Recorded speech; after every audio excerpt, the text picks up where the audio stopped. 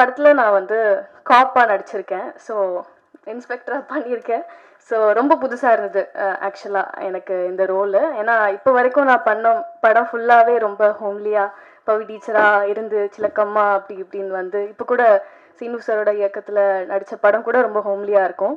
So இது வந்து மாற்றம் ஒன்று தான் மாறாதது மாதிரி ஒரு டிஃப்ரெண்ட்டான ஒரு ஜானர் ப்ளஸ் டிஃப்ரெண்ட்டான ஒரு கேரக்டர் கூட. எல்லா ஆர்டிஸ்ட்க்குமே ஒரு ஆசை இருக்கும், நம்ம வந்து டிஃப்ரெண்ட்டாக எக்ஸ்ப்ளோர் பண்ணணும் நம்ம கேரக்டரை, நிறைய கற்றுக்கணும் சினிமாவில் அப்படின்னு. எவ்வளோக்கு எவ்வளோ பேஷனேட்டாக வந்தனோ, எவ்வளோக்கு எவ்வளோ இப்போ எனக்கு ஆதரவு கொடுத்து இங்கே கொண்டு வந்து நிறுத்திருக்கீங்களோ அவ்வளோக்கு அவ்வளோ என்னோட பேஷனும் இன்க்ரீஸ் ஆகிட்டே இருக்குது. ஒரு படத்துலையும் ரொம்ப ஜாஸ்தியாகவே ஆகிட்டுருக்கு. பட் என்னதான் பேஷன் இருந்தாலும் எப்படி இருந்தாலும் பெருசாக நான் கற்றுக்கிட்ட ஒரு லெசன் வந்து பேஷன்ஸ்.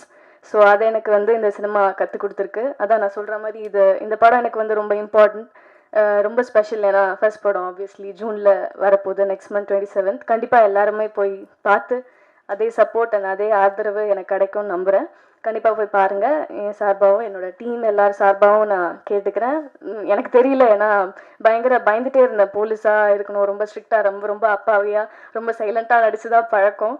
ஸோ அந்த மாதிரி எப்படி வந்திருக்கும் வெளியிலன்னு கொஞ்சம் பயமாகவே இருந்தது. பட் இல்லை, உன்னால் முடியும்னு சொல்லி லியோ சார் தான் எனக்கு கான்ஃபிடென்ஸ் கொடுத்தாரு. So thank you so much sir for this opportunity and every thing.